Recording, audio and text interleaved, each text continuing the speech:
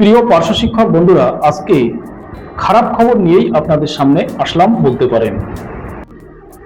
পার্শ্ব শিক্ষক ও সিভিকের পরিবারের জন্য সত্যি এটা খুবই খারাপ খবর। একজন পার্শ্ব শিক্ষক ও সিভিকের স্ত্রী মা এরা অন্নপূর্ণা ভাণ্ডারের টাকা হারাতে চলেছেন। তাদেরকে অন্নপূর্ণার সুবিধা দেওয়া হবে না, এমনটাই ইঙ্গিত মিলছে।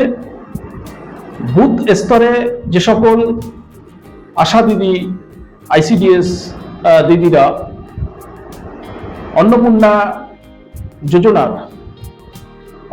যোজনার ভেরিফিকেশনের দায়িত্বে যারা আছেন তারা এমন ইঙ্গিত কিন্তু দিয়েছেন, এবং অন্যান্য ব্লক থেকে কিছু পার্শ্ব শিক্ষক বন্ধুও এমনটা জানাচ্ছেন যে তাদের কাছে ডকুমেন্ট চাওয়া হয়েছে এবং বলা হচ্ছে যে পার্শ্ব শিক্ষকদের স্ত্রী মা যারা এক সংসারে আছে তাদের দেওয়া হবে না অন্নপূর্ণার টাকা, এবং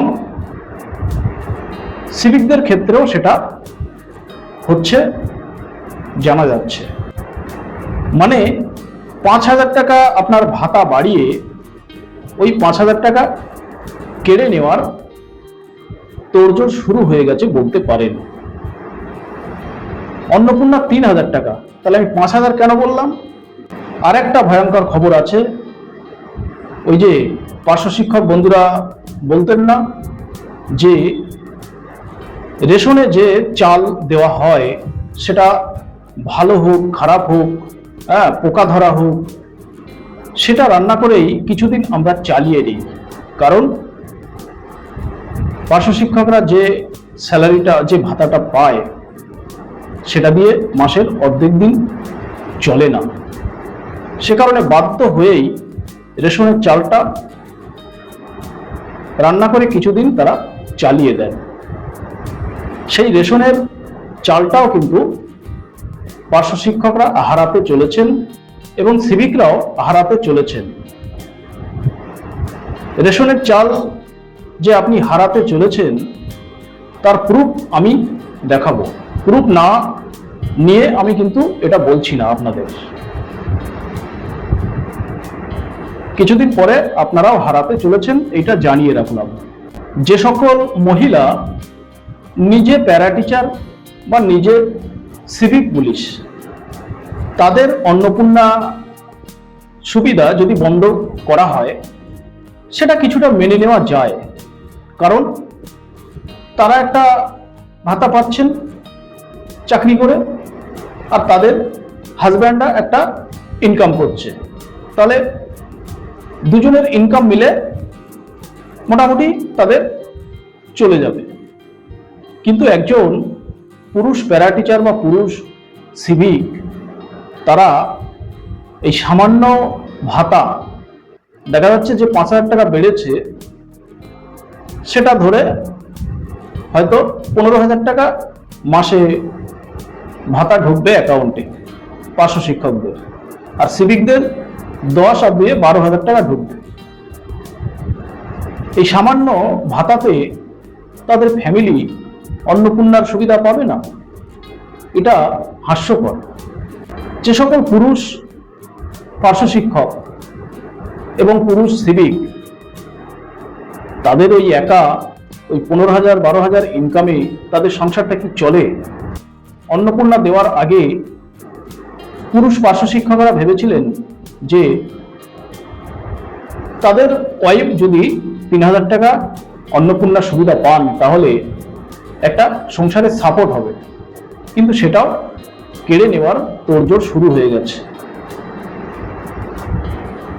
পার্শ্ব শিক্ষক বা সিভিকরা সামান্য একটা ভাতা পান, তারা তো পে স্ট্রাকচার পান না, বেতন কাঠামো পান না, তাহলে সামান্য এই ভাতা পাওয়ার জন্য তাদের ফ্যামিলি এই সুবিধা থেকে বঞ্চিত হবে? এটা কি করে হয়? যাক, ভগীরথ বাবু তো বলেছিলেন, ভগীরথ বাবু কিছুদিন আগে জানিয়েছিলেন যে উনি আবেদন করেছেন যাতে পার্শ্ব শিক্ষকদের পরিবার, বিশেষ করে যারা মেল প্যারা টিচার অর্থাৎ পুরুষ প্যারা টিচার, তাদের ফ্যামিলি যেন মানে তার ওয়াইফ যেন অন্নপূর্ণার টাকাটা পান। কারণ একার এই সামান্য ভাতায় সংসার চালানো সত্যি খুবই টাফ।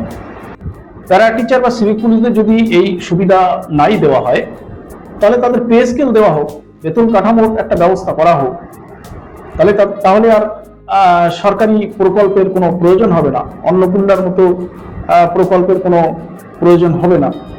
এমন আহামারি ভাতা পার্শ্ব শিক্ষকরা পান না যে তাদের ফ্যামিলি অন্নপূর্ণার 3000 টাকা পাবেন না। আমার একজন সিভিক বন্ধু, তিনি পরিষ্কার আমাকে দেখিয়েছেন কম্পিউটার খুলে, মানে ওনাদের ফ্যামিলির সকলের রেশন কার্ডগুলো লাল হয়ে গেছে। লাল হয়ে গেলে সাধারণত কেওয়াইসি করতে হয়, ইকেওয়াইসি। তো স্বাভাবিক ভেবেছে যে এটা ইকেওয়াইসি করলে ঠিক হয়ে যাবে, কিন্তু ইকেওয়াইসি যখন উনি করতে যাচ্ছেন তখন ওখানে পরিষ্কার লেখা দেখাচ্ছে যে আপনার ইনকাম 15,000-এর উপর ছাড়িয়ে গেছে, তার জন্য আপনি এই রেশনের সুবিধা পাবেন না। ওটা ইংরেজিতে আর কি লেখা আছে। এখানে বলা হচ্ছে যে 15,000 টাকার উপর ইনকাম হলে আপনি এই সুবিধা পাবেন না। তাহলে পার্শ্ব শিক্ষক বন্ধুরা, আপনার রেশনটা তো বন্ধ হতেই পারে, কারণ আপনি তো এই আওতায় পড়ছেন। এবার বলুন তো, এই 15,000 টাকা ভাতায় আপনার কি খুব স্বাচ্ছন্দ্যে জীবন চলবে? আবারও বলছি, অন্নপূর্ণা, রেশন এসব কিচ্ছু দরকার নেই। সরকার যদি বন্ধই করে দেন, তাহলে একটা ভালো রকম বেতন কাঠামো দিয়ে দিক, আর কোনোটারই প্রয়োজন হবে না, কোনো প্রকল্পের প্রয়োজন হবে না, রেশনেরও প্রয়োজন হবে না। কিন্তু